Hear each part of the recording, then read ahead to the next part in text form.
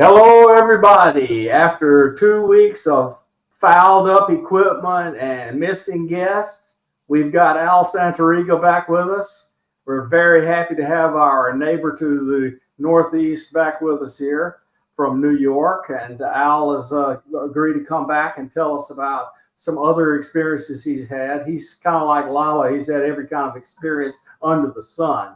So we are really regretful about the technical difficulties. We're going to have Jason Lamas on later. Now that I have my technical problems fixed, which I didn't even crop up until the night we brought Jason on, because everything has been working seamlessly. And all of a sudden it didn't, but I figured out what it was. And then last week we had a guest that couldn't make it. But here we are back with Al and lots of interesting stories to tell. Please read the blurb that comes with the YouTube video description that tells a lot about Al. He's told us his story long before, and Lala and I just wanted him to come back because he has about 1,000 more things to tell us. Al, welcome back. Thank you, Bob. Thank you very much. Hi, Lala. It's good to see you, darling. Thank you for coming on. This is nice. Oh, no, thank you. Thank you for inviting me on. Believe me, it's a pleasure to be here. Absolutely.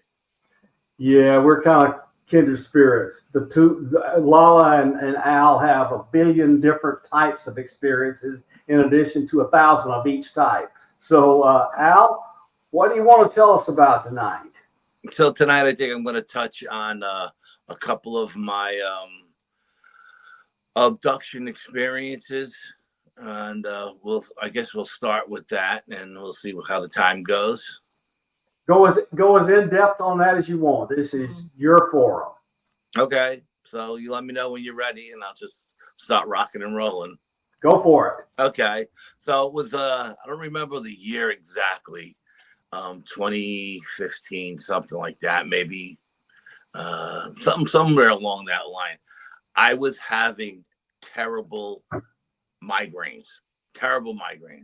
The light hurt my eyes. I had to wear dark glasses to work, and I went to the doctor every week, and they tried every drug under the sun to alleviate the pain, and they couldn't figure out what was wrong with me, and I had no idea what had happened or why I was having these issues.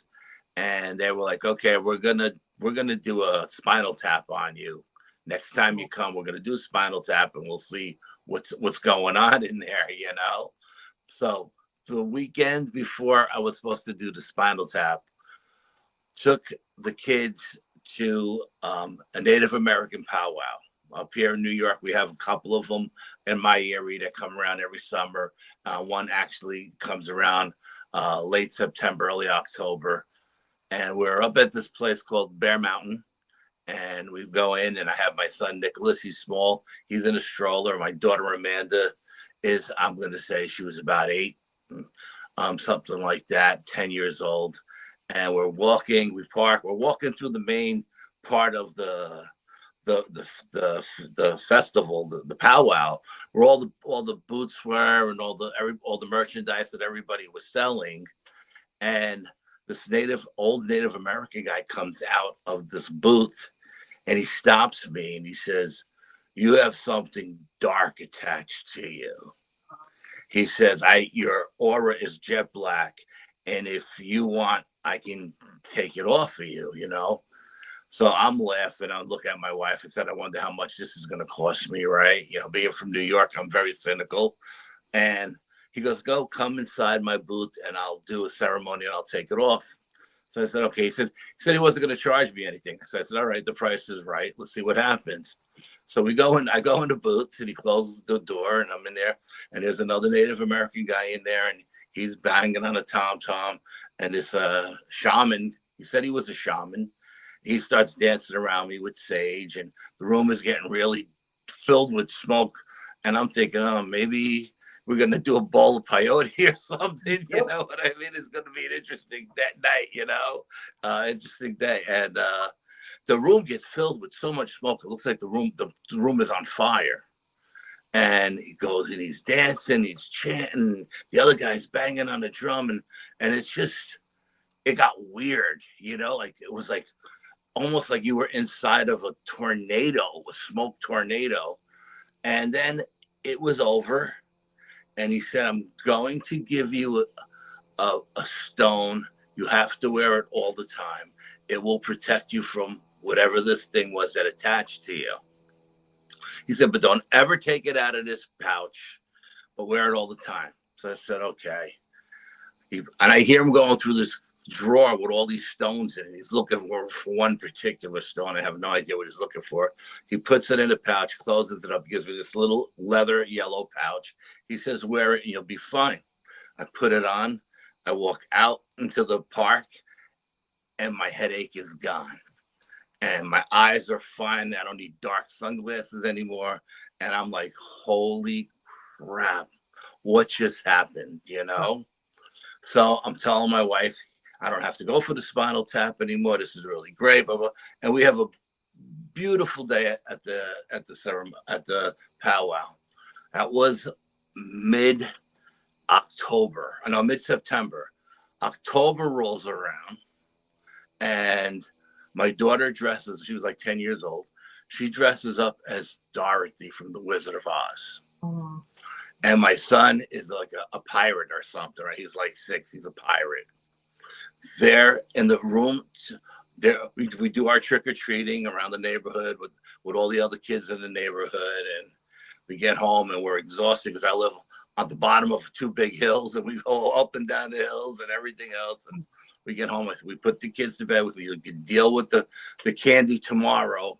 I'm tired. I want to go to bed, And we put the kids to bed and we go to bed, and I have a 125-pound German Shepherd, canine trained, laying at the foot of my bed. And at some point during the night, it was really, really cold at Halloween. And the heat in my house was pumping. And I started sweating. And I mean, profusely. And the necklace was bothering me. So I took the necklace off. Oh. I had never taken it off before. I took the necklace off and I put it on the counter next to me and the nightstand next to me. And I went back to bed. And at some point in the night, a bright light came through the room. It just lit up the whole room. And I was no longer sleeping on the bed. I was on the headboard. My headboard has mirrors in it and shelving, and it's flat on top. Like you could actually put stuff. And I'm out of my body, sitting on the headboard, looking down at me. And there's 2 tall gray aliens starting to levitate me. And they're starting to guide me towards the window. And I'm sitting there on the headboard and I'm thinking, why isn't this dog attacking them? I spent a lot of money getting this dog trained. You know what I mean? This beautiful German Shepherd. And he's sleeping like a baby. And I look at my wife, and she's sleeping, she's snoring. And I'm sitting there and then I start thinking, well, how are they going to get me out the windows? The windows are closed. And how are they going to get me out? And I'm having this conversation with myself, watching this going on, but they're guiding me towards the window, towards the light in the yard. I look out the window and the whole backyard is lit up so bright that it's blinding. You can't see, right? And my backyard faces a mountain. There's 100 acres of woods behind me. It's pitch black. And I talk about a great place to sky watch and use a telescope and stuff like that. And I'm looking out the window and I was like, wow, what is out there? It's so bright. And all this stuff is going on and it's surreal when it's happening. And all of a sudden, my daughter in the next room starts screaming bloody murder. No, no, no. You can't have my brother. No, no, no. And my son is laying in bed crying hysterically. He has no idea what's going on. The minute my daughter started screaming, I went back into my body. The aliens were gone. The light was gone. The dog jumped up and made a beeline to the kids' room. My wife made a beeline to the kids' room. I made a beeline to the kids' room, and we get there, and my daughter's wrapped around my son's legs, holding him down. And I'm like, Amanda, what's going on? And she says, Dorothy came into the room through the light. And I'm like, what do you mean Dorothy came into it? She said, Dad, Dorothy was here. And Dorothy from the Wizard of Oz, this is who she was for Halloween. She said, and Dorothy told me they were going to take Nicholas. She was going to take Nicholas to the light, but they would bring him back before the morning. And he would be, and I told them, no, you can't have my brother. And I was fighting with her. They had like a tug of war with my son. And I'm sitting there and I'm listening to this and I'm thinking, Dorothy is good. You mean the Wicked Witch of the West? I'm trying to figure this out, you know? And she's like, no, Dad, it was Dorothy. It was Dorothy. And then I start thinking, they can put false images in your mind to make you see whatever they want you to see, to not scare you. Now, with me, I don't know if they could see me out of my body, but I could see them clear as day. I seen what they looked like, you know? They were 5 foot tall, gray aliens with big head and big eyes, skinny arms, long fingers. So we put my daughter back to bed with my son. We put the dog between both of them, and my wife and I go back to bed. And I wake up in the morning, and I was like, I text my wife, did that really happen last night? Or was that a dream? Was I dreaming? And she says, no, it really happened last night. Now, she has no idea what I seen, what I was experiencing. She's just talking about what happened with my daughter and my son. And I was like, okay. So that experience with my daughter and my son validated to me what I was experiencing in the other room. For some reason, they were taking me and my son that night. So then I said, you know, I took that necklace off last night. Why? What was in that necklace? So I take the necklace, I put it on the bed. I open up the leather pouch and I drop the stone out. I sent you pictures of the stone. And it's an elongated head-looking stone with 2 dots for eyes, a dot for a nose, and a dot for a mouth. And to me, it looks like an elongated alien head. And I was just freaked out when I seen what it looked like, because it just reminded me of those skulls in Peru, you know, the elongated ones. And I took pictures of them. I sent it to my brother. He was a researcher, a field researcher from MUFON. And I said, Frank, what do you think this? Because he's a parapsychologist. And I go to him for all my stuff. And I was like, what do you think it is? And I told him the experience. And he's like, you got to get, you know, you need to get regressed and all of this stuff. And I was like, no, I'm not getting regressed. I don't want to get regressed, you know. And it was, if that didn't happen with my daughter and my son, and I would have just woke up the next day with a bloody nose or a little cut on my arm. I have a cut on my arm. I don't know if I showed you that scratch I had when I told you that my clock thing didn't work anymore. I still have that scratch for like 6 months now. Wow. Never gone away. Never gone away. It's never, ever gone away. So I told my brother that, and he said, you got to get regressed. But if that didn't happen with my daughter and my son, I would have thought everything I was experiencing was just a dream. There would have been no way in God's green earth that I would have thought that really happened. I would have thought it was a dream. And that just freaked me out. You know what I mean? So then I said to myself, okay, next year I'm going back to that powwow because I want to talk to that shaman. Yeah. Right. So the next year I go back to the powwow with the kids and my wife, and I'm looking for that booth where that shaman was in. And I run across the guy who was doing the promoter. And I said, hey, where's this shaman that was in this booth last year? And he looked at me and he's like, what are you talking about? And I go, last year there was an little old dude here, a little shaman, Native American guy. He did a ritual on me. He cleansed me, and I'm explaining it to him, and he's looking at me like I'm talking Chinese, and he goes, "Dude, first of all, we don't have shaman, we have medicine men. That's number one," he says. Number two, our medicine men are set up in teepees on the back of in the back field. Nobody has a booth up front. These medicine men are not selling anything. They're here for the tribes and then everything. Because if you want to go talk to the elders, go talk to the elders. So I went and talked to the elders, and I told them what happened, and and they're like, "Okay, this the Star Brothers and this, that, and the other thing." And I said, "I got this rock. I don't know what it is. I think it's a sandstone. It looks like a sandstone to me. I'm not a gemologist. I don't know what it is. Could you guys look at it?" So I handed it to them, and they handed it to the medicine men, and the medicine men looked at me and said, "It's not a sandstone. It's a tiger's eye. And we don't use tiger's eye up here in the Northeast. It's not a stone we use." He goes, "Shamans in South America use them, and shamans in the Far East use them. Oh my But God. we don't use that particular stone for anything, and we don't have shamans. We have men." And I was like, "Then who was the old man? Who and what was that cleansed me that day, that took that dark attachment off me?"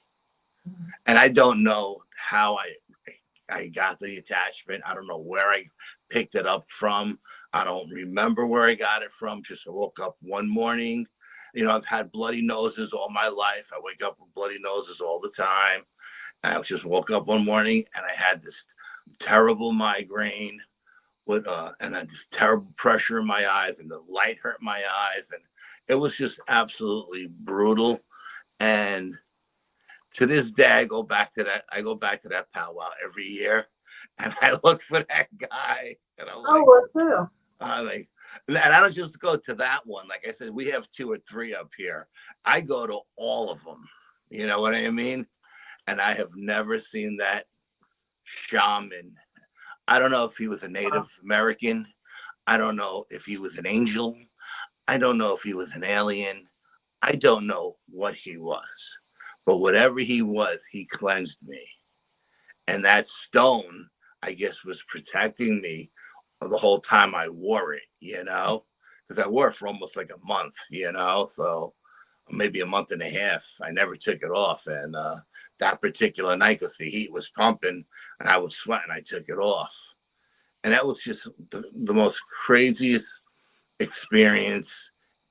And then my daughter got older a couple of years later. She turned about 12, and she was a teeny bopper at this point, and she had to have her own room. So she moved into our room because my wife didn't trust her to move downstairs in the spare room. She goes, you stay upstairs. We'll move downstairs. And we moved downstairs, and we were in a room downstairs, the spare room downstairs. And I was going through a lot of issues with my knees. I needed to get both of my knees totally replaced. I needed total knee replacements on both legs. And one fall night, again, it was definitely late October, early November, crisp, dark night. Went to bed. The dog is sleeping on the front of the bed on his dog bed. My wife and I are in bed sleeping, and a light comes through the window. Boom. And the whole room is lit up. And I pop up, and I'm sitting up, and I'm like, where's this light coming from, and why is this light coming through my window? And I got curtains on the windows, the shades on the window, but the light's coming through like they're not even there. Right. Okay. And again, I'm looking at the dog. The dog is sleeping. My wife is sleeping. I'm not having an outer body experience this time. I'm in my body. I'm wide awake. And I'm sitting there. And at one point, I started to see shadows moving in the room. So I started really focusing in. And then I noticed there were 2 small gray aliens in the room. These guys are about 3 feet tall, 2.5, 3 feet tall. And they're in the room and they're over my knees and they're going like this to my knees. And they're going, ooh, and they're going like this. And I'm thinking, oh man, maybe these guys are going to fix my knees and I won't have to deal with these horrible surgeries, you know? But they're standing there and they're going like this and they're going over my knees. And again, I'm wide awake. I'm not paralyzed by any stretch of imagination. They're not paying me any attention, like they don't even notice me, like looking at them. And I'm thinking, what happened? Why isn't this dog attacking them? You know, and why is my wife snoring? And why am I the only one awake? And where's this damn bright light coming from? And one of them starts to walk up along the side of the bed towards me. Now the thought came to mind. I said, I wonder if they can hear my thoughts. I was like, so in my head, I'm yelling, hey, I see you. Look at me. I know what you're doing. And I'm having this conversation in my head, trying to see if they can hear my thoughts. And they're not paying any attention to me. Like they can't hear me for the life of me. And I'm thinking, okay, this guy moving up along the bed line, it's a little dude, skinny guy. He got arms like my wrists. I'm a pretty big guy. I work out all the time. I'm going to grab this guy and I want to see if he can make me let go. As soon as I had that thought in my head, they both went, ooh, like that. They put their hands up. They went, ooh. They blinked out. The light was gone. Everything was gone. I jump out of bed. I run through the kitchen. I go out on I open the sliding glass. I go in the yard. I look around and I'm looking for a light flying in the sky at high speeds. And there's just nothing out there. Nothing. I don't know where they went to, how fast they took off, but it doesn't take me much time to get from my bedroom to through the living room, into the kitchen and out that sliding glass door. And they were gone. They were gone. But they could hear my thoughts. They were just ignoring me until I said that thought came to my head. And those are my two possible alien abduction experiences. Yeah. Well, let me ask you this: they healed your knees? No, I had to get the surgeries. Well, they didn't get to finish it, right? So Maybe if they would have took me on the craft, I don't know. You know what I mean? But I don't know what these two guys were doing because they hadn't levitated me or anything like that. They were just going like this with their arms over my legs. I don't know what they were doing. So these were different from the previous one because these were 3 foot and the other one's 5 foot. Yeah, these guys are much smaller, but they looked almost identical, just really shorter. Yeah, like 2 feet shorter. Yeah. What's interesting is that when you were talking about the first experience, it almost sounded like a possession of a demon or something like that. How they can tell there's something attached to you and you have to get cleansed from it. I didn't know that aliens did that too, you know? Well, he didn't know what they were. They told him he thought that they were Native Americans and they were not with the Native Americans. Who knows what they were? No, the tall beings. Yeah, and it could have come from maybe an implant or something that tapped into my aura. You know what I mean? Okay. I don't know. Maybe they were feeding off of my aura. I don't know. I honestly don't know. But this guy stepped out of the booth as I was pushing the little stroller by, and he put his hand up and he says, "Stop. You have something dark attached to you. And if you like, I can get it off." Does your wife remember him? Yeah, my wife remembers everything, but she doesn't talk about anything. She thinks I'm crazy to talk about this stuff. She thinks, oh, everybody's gonna think you're nuts when you talk about this stuff. And I was like, you know what? I don't care if they think I'm nuts because I've heard enough of this stuff from so many other people that just rings true to me. Part of your story is very validating in the sense that when you talk to actual Native Americans, they gave you some grief talking about a shaman. They don't want to hear from shaman. They have medicine men. Yes, they were like, what do you like? They were like, no shamans in this in the Northeast, only in South America. This is Well, I had a Lakota Sioux dress me down for saying the word shaman. Oh, do you really? Yeah. They Apparently, don't. it's across the North American continent. Oh yeah, I guess it goes from every tribe. Yeah, because no, they were very adamant that the shamans are in South America and in the Far East. They were very adamant about that. We have medicine, man. I was like, well, the dude told me he was a shaman.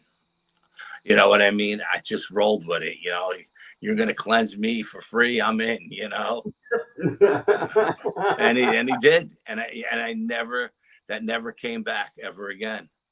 And you wear the stone, or you just still have it? I still have the stone. I don't wear it anymore because I think after taking it out so many times and showing people, and when I did this show for the Travel Channel, I showed it on the Travel Channel as well. You know, everybody got to look at it. And here's a crazy story.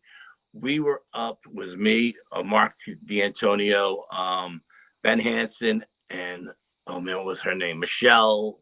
Oh, I can't remember Michelle's last name. I forgot her name. And I'm showing everybody the stone, right?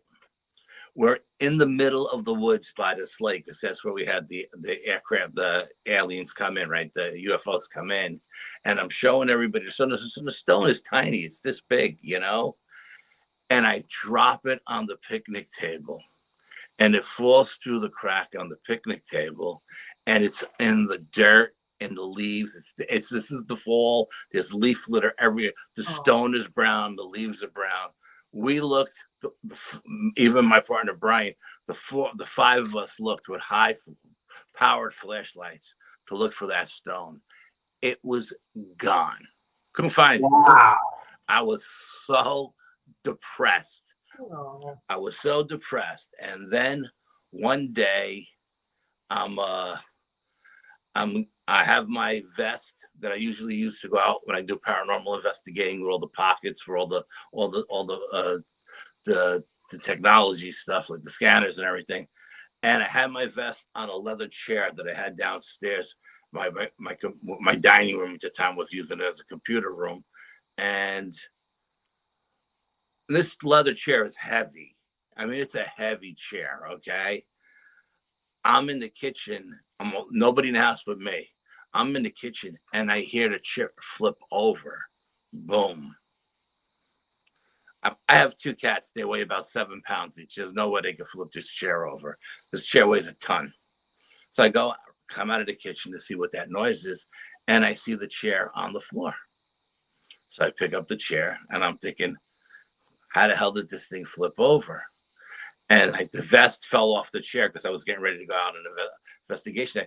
The vest falls off the chair. I go to pick up the vest, and the stone falls out of the pocket. Oh, wow. The stone came home. Oh, I believe you. Hand to God, may God strike me dead. No, I believe in airports. I believe in airports. Oh, my God. I've had airports. I was so happy. I was like a kid in a candy shop. I was like, I can't believe it came back. We were in the middle of the woods, you know. We couldn't find it. We had all these high-powered flashlights, and it came back. And whatever threw that chair over to get me out there, because the stone was back. Oh yeah. Yeah, that was crazy. I mean, that story in itself is just nuts, you know. It might have been the shaman, if you think about it, because obviously he's watching over you in a sense, and he materializes so he can I believe it. I do. It's meant to be. It's, you know what I mean. It's your protection. Yeah, I was so depressed when I came home from that TV shoot. My wife was like, "Why are you so depressed? You should be happy, you know. You're on TV now, you know." And I was like, "I lost my stone." And she's like, "So what? It's just a stone." I was like, "No, this is not just a stone. This stone is special." I was so depressed. She was like, "Oh," she goes, "Get over it already, you know." And I was like, I'm not getting over it. As a matter of fact, I had plans to go back the following day to look for it during the day, because we were looking for it at night, you know. But I can't believe it came home. I was just so happy about that. Yeah. Oh, that is a pair of really great stories. Yeah, yeah. You know, those are my paranormal, my alien abduction experiences and stuff like that. And you know, at least I believe I was being abducted both times. And yeah, it sounds to me like you probably had some before that if you would do hypnotic regression, you would find out about it, like the nosebleeds and that kind of stuff.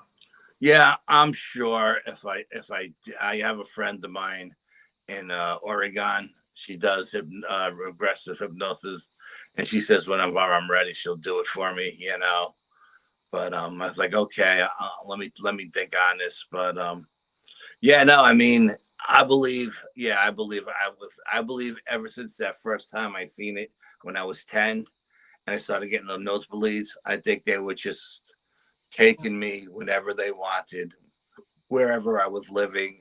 And I don't know if they abducted my daughter or my wife. They may have, I'm not sure, but I know that one time they did try to take my son. So okay, have the nosebleeds stopped? not necessarily, no. They've gotten worse. As a matter of fact, I've gone and had my nose cauterized about a half a dozen times, and it never takes. It never takes it. The cauterization never takes. The doctor says he's never seen anything like it. Have you had a scan? No, I haven't had any scans. Yeah. But, it sounds like you have an implant. Yeah, I guess. I mean, it's just the damnest thing. It's like the doctor's like, I don't understand. You know, this should have solved the issue right away. But yet the cauterization just falls out. It just falls out. Doesn't take in my nostrils. I don't know why. So when you get a nosebleed, is it that night do you feel they might visit, or is it just telling that okay, it's going to happen soon, or does it happen after? I used to get ringing in my ear, and whenever I used to get the ringing in my ear, the nosebleeds used to follow all the time. Okay. I still get the ringing every now and then, not as much as I used to back when I was younger. But it seems like the nosebleeds have gotten worse. I mean, for no reason, I'll be driving down the road and my nose will just open up, and it looks like somebody slit my throat. That's how much blood I'm spitting out the window as I'm trying to drive. Yeah. Oh yeah. She every now and then she says, something's here, and I know she's hearing the ringing in her ear. And she can feel them. It's a certain ring.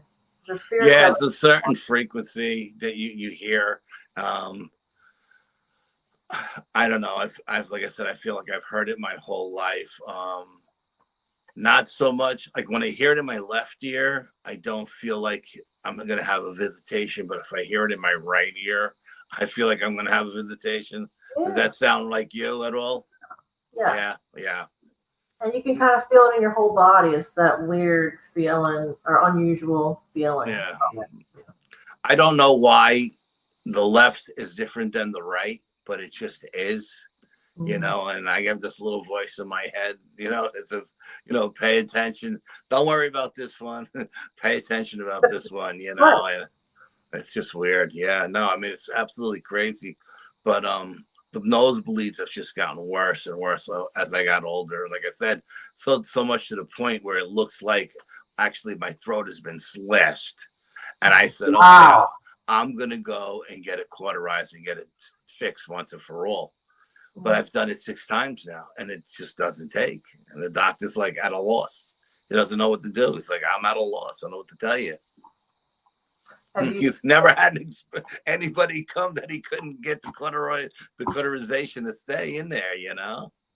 Have you talked to him or kind of danced around the subject? Absolutely not. No.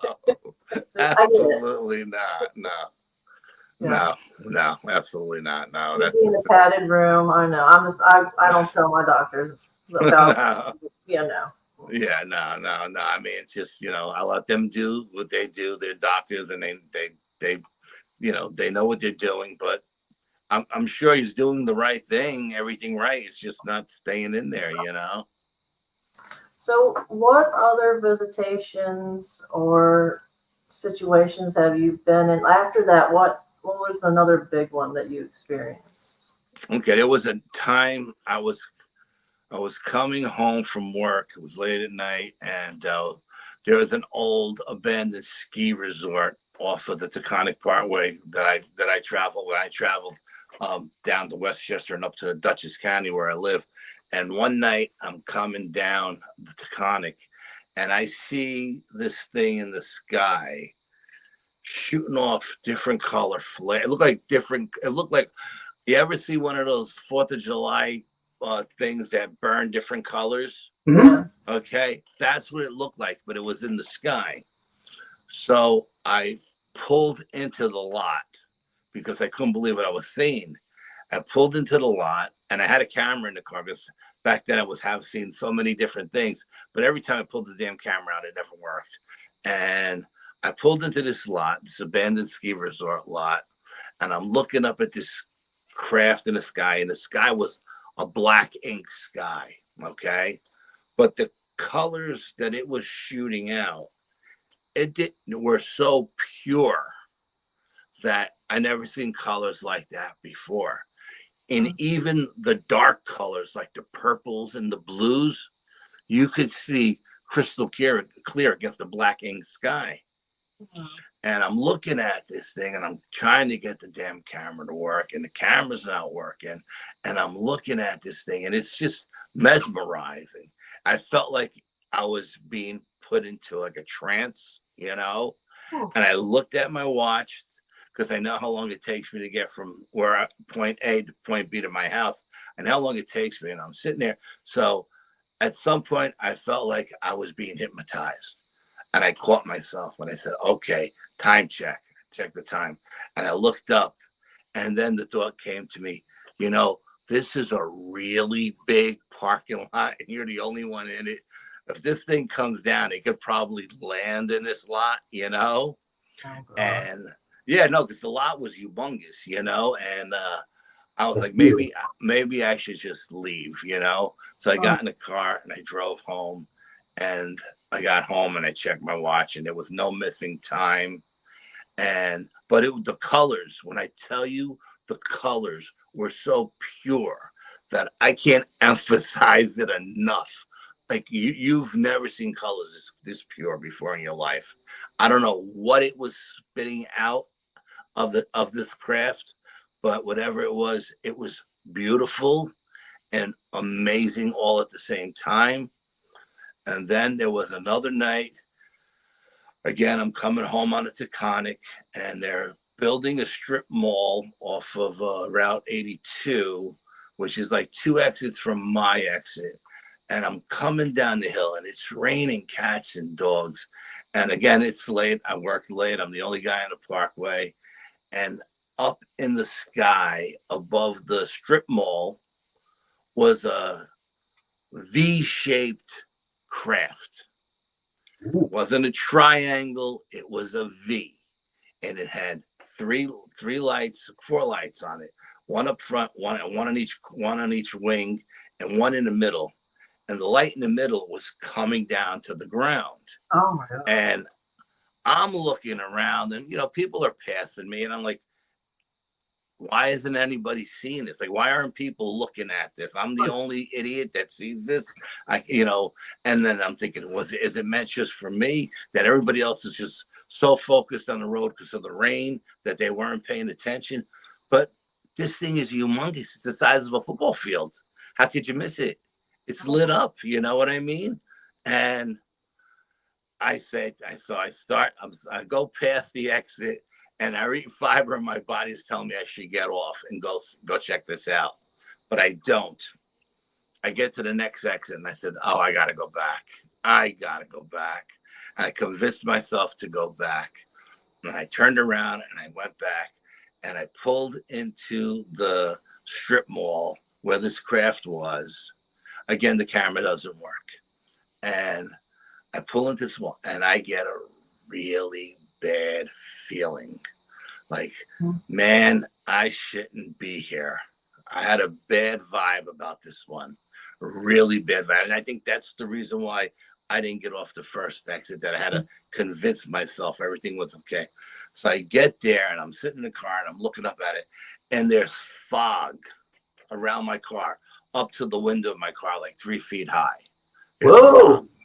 And the rain is still coming down. There's fog on the ground, and this thing is up in the sky, and this beam of light is coming down, and I think it's hitting one of the main electrical boxes, and it's draining the electricity, because even though the strip mall was built, there weren't any stores in it yet. They were all still vacant.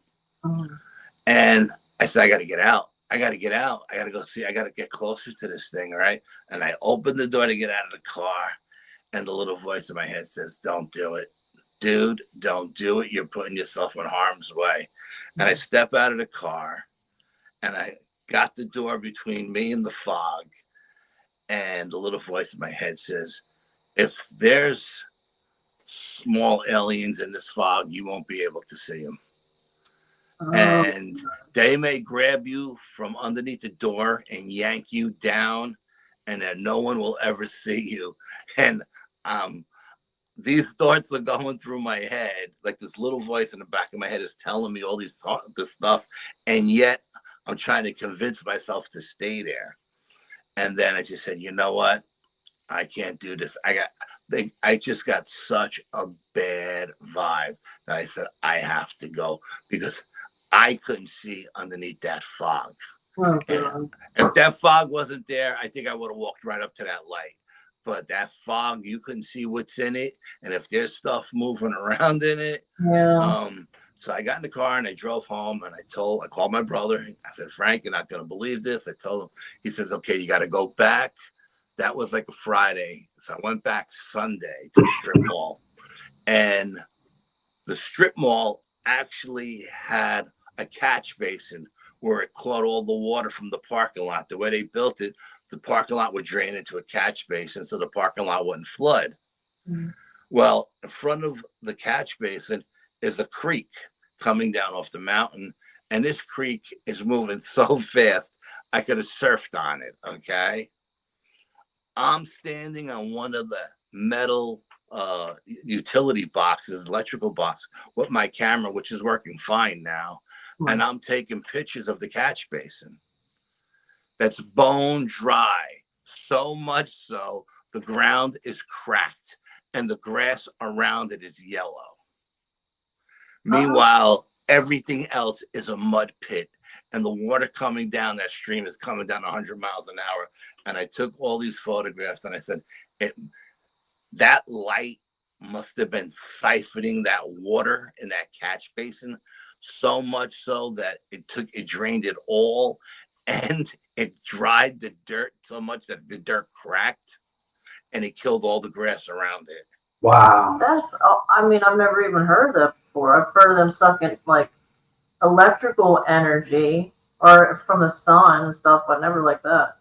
That was crazy. It was absolutely insane.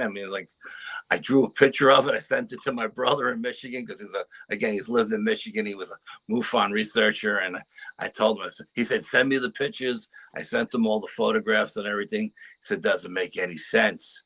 Everything else above the catch basin was a mud pit from all the rain, but the catch basin was bone dry so much that it was cracked, and the grass around the rim was all burnt. Wow. But I never seen any water vapor going up into the air either, but it must have turned it into steam or something, Yeah, the fog. That was the fog on the ground. Because fog doesn't survive much rainfall. Okay, so maybe that was creating the fog. Yeah. Yeah. Wow. Yeah, does it happen again? Has anybody ever said they've seen that before? Because I've never heard of that. No, I've never taken any reports from anybody over the years where they've seen a craft doing that. Yeah, like I've seen all kinds of crafts here in the Hudson Valley.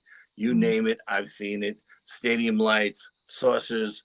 What do you call those things that they use in Australia that they throw? Boomerangs. You name it, I've seen it. I've seen it here in the Hudson Valley.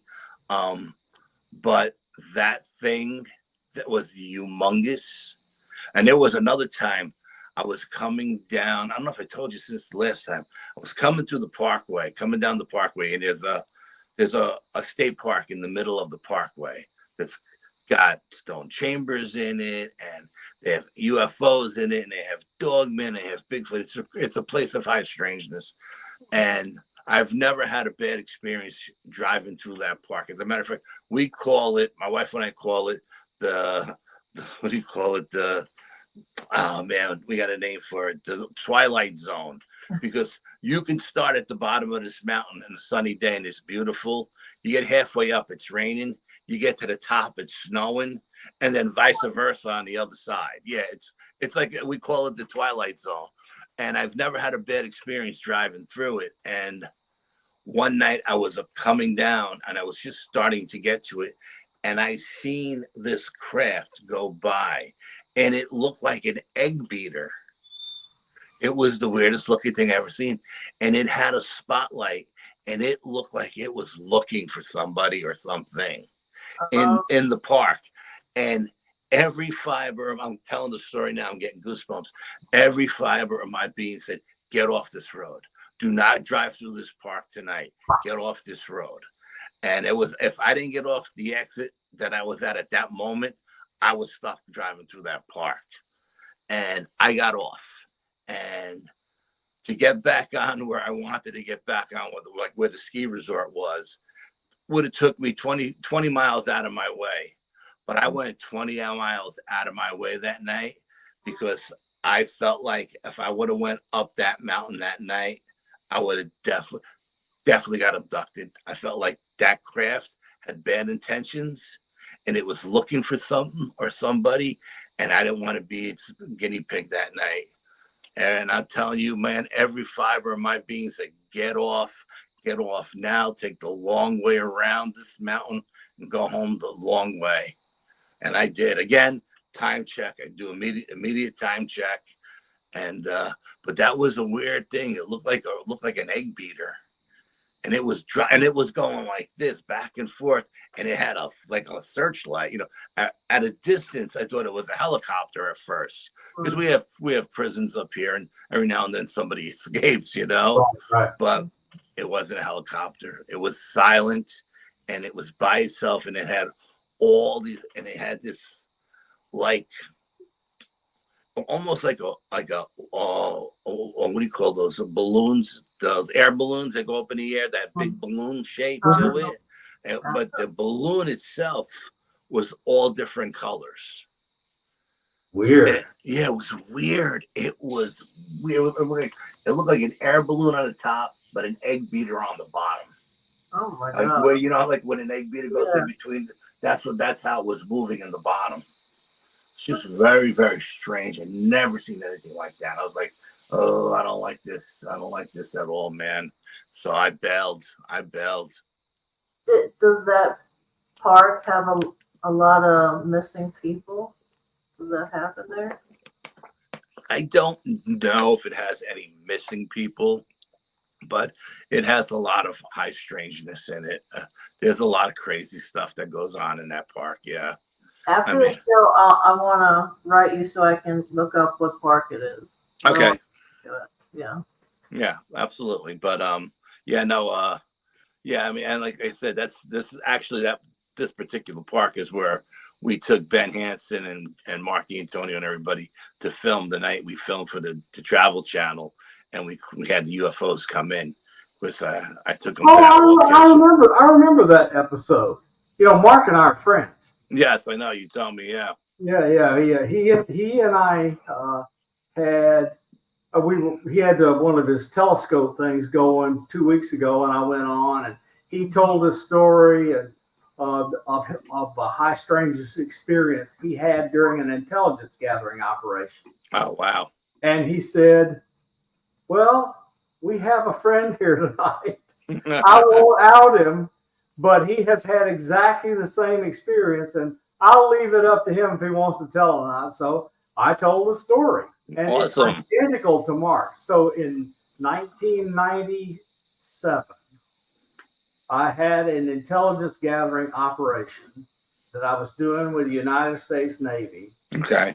I went out on the USS Hampton, which is a Okay. nuclear-powered attack submarine. Okay. 400 and something feet long, and we're doing intelligence gathering in this thing. So we were doing our thing, which I cannot say anything about. Absolutely. We go to prison, but we did our thing, and on occasion we would leave the area.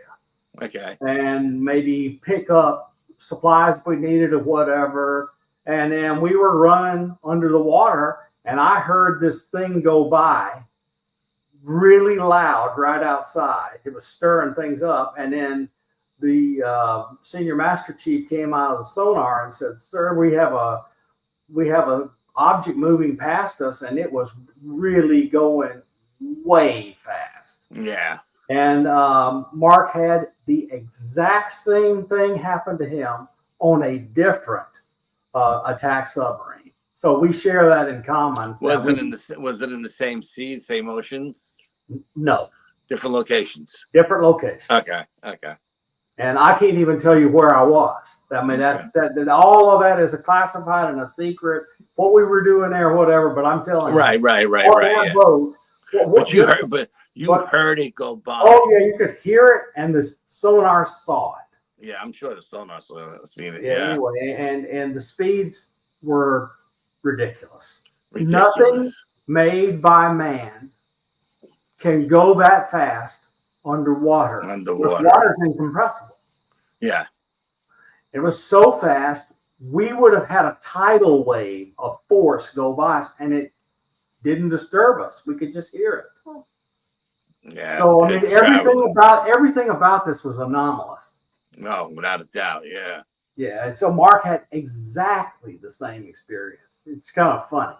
Yeah, that's cool. Absolutely. Yeah. And of course, Mark is really well known in UFO circles because of his imagery, video, and photographic analysis. Yes, absolutely. Yeah. And he is the one that inspired me to do what I was telling you I was going to do earlier, which is put my telescope out in a remote place. His is out on a mountaintop in Arizona.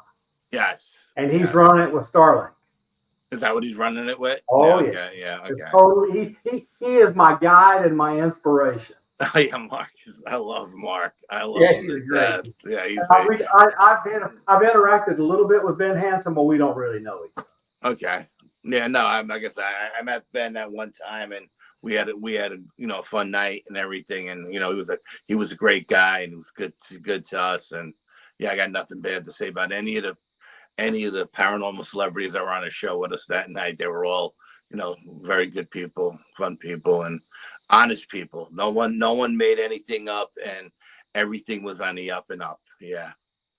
I will say this though, they did kind of get scared when the Bigfoot came down the mountain and in the middle of the night in the dark, and nobody's like, what's that? And me and my partner Brian are laughing hysterical because we know what's coming down bipedally, and we're going towards it. And like, don't go towards that. You don't know what it is. I'm like, yeah, we know what it is, And they were like, I said, one of the camera guys come with me. They're like, no, I'm not going with you, man. They would come with us. And then it stopped. And it got dead silent. And then it picked up a giant rock and it threw it into the pond. And those dudes freaked out. Not so much Mark, but the people from California, they freaked out. They're like, what? It must have been a deer that jumped in the water. I was like, do you see a deer swimming across that pond? There's no deer in that pond. Brian goes, we'll tell you what it is if you want to know, but they were freaking out. They were dead. So I identify with Mark on this because I understand the demeanor you have to have if you're going to do the crazy stuff that he and I have done, and something making a noise in a wood isn't going to scare you. Yeah, no, I guess that. What are you going to do?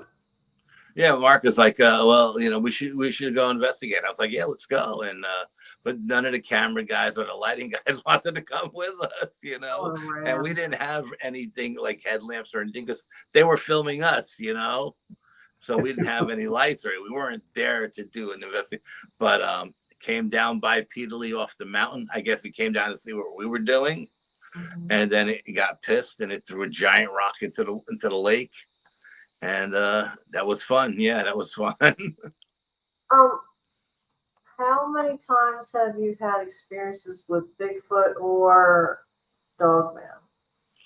Oh God, I've had quite a bit. I've seen Bigfoot a bunch of times. Yeah, a whole bunch of times. I've seen them.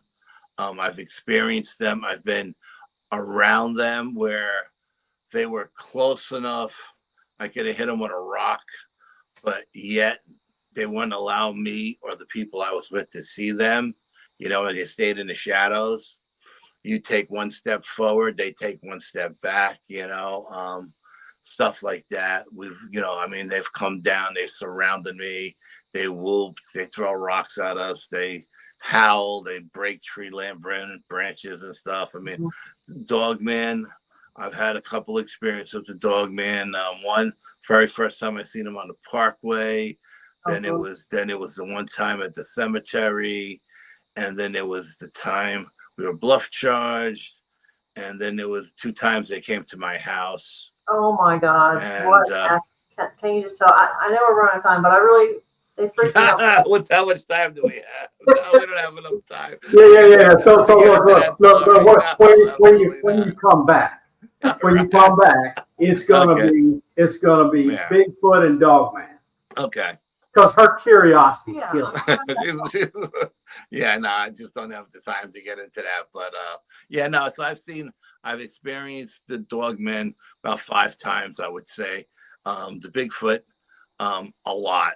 I've seen him a bunch of times. One question: when you experienced a Dogman, did you feel fear? Yes and no. The one time it was at my house, the little voice in my head told me I should stop walking towards it. Again, and I'm not claiming it was the Dogman talking to me telepathically, because I hear a little voice in my head that tells me stuff all the time. And the little voice said, you're getting too close. And if you get any closer, you're going to get shredded. Oh, God. So I backed off. Not that I was afraid. I was just, my life was in peril. The time it bluff charged us, we were lucky enough not to see what was bluff charging us, because we heard it come running up the ridge on all 4s. And we kind of got into like a triangle formation, and we pulled out our survival knives and our machetes. And I thought it was going to be a mountain lion jumping over the wall, and I was going to have to sacrifice my left arm and kill it with my knife. But whatever came up to the wall stopped. I took one photograph, and a guy out in California looked at it and told me I had a Dogman in it, and I thought he was nuts. And when I went back and looked at the SD card, yeah, it was there. I couldn't believe it. But if we didn't see it coming at us, though, you know what I mean? I don't know how we would have reacted if we seen what was charging us. Well, Al, when you come back, if you have photos of Dogman or Bigfoot or whatever you want to talk about or show, please, let's go over those experiences. And where would be good? What's that? Where these things happen would be okay, good. Yeah. Tell us the details when you come back. I got a couple of photos. I don't have a lot of photos because I don't put out blob squatch kind of stuff. You know what I mean? Exactly. So I'm very particular with my photos, and I think I have maybe 2 really good ones of the Bigfoot and 1 of the Dogman, and that's about it. You know what I mean? So no, that's good. That's good. That's better than most people. If I suspected you were picky, and you're not going to show junk. So if you show 2 or 3 good photos, that's better than any I've seen. Yeah, all I think they're pareidolia and leaves. Yes, at least I think they're good. Yeah. So All right. So everybody, thank you for joining us tonight. And we will be back with you soon with our next guest next Tuesday. And tell Al good night and contact Al. Oh, hang on a minute. I want to tell you something about myself that has been completely classified for my entire existence here on this planet Earth. Okay. Well, drop it in the comments and we'll look at it and contact you. Al, it's been a pleasure. No, the pleasure's all mine. Thank you, folks. Thank you for having me. Thank you.